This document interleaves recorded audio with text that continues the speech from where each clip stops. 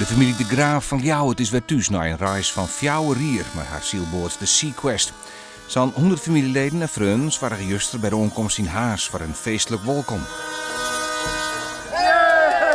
De reis bracht haar naar alle uithoeken van de wereld. De grootste chinslag wie de blikseminslag aan Normandië in de haven van Brighton, die het haast alle elektronica aan boord vernielde.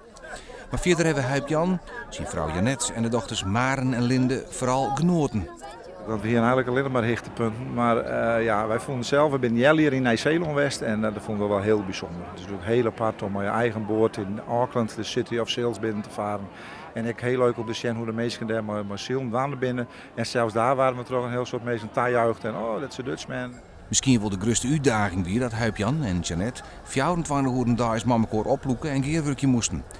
Vooral in het begin voelde het net daar, maar uiteindelijk is de relatie er alleen nog maar beter van worden. We zijn er absoluut sterker uit weer uitgegaan.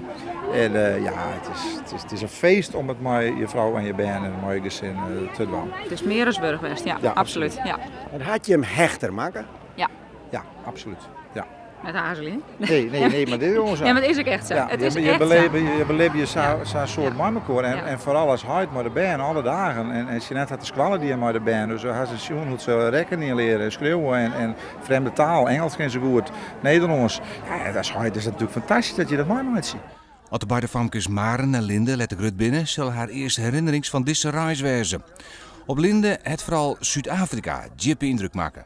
Daar hebben we een leeuw gezien, neushoorn, nijlpaard, giraf en waterbuffel en olifant.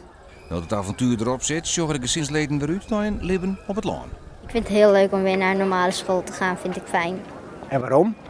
Omdat je dan met andere vrienden, kinderen om je heen bent en dat geeft mij een betere concentratie op de boel om te doen.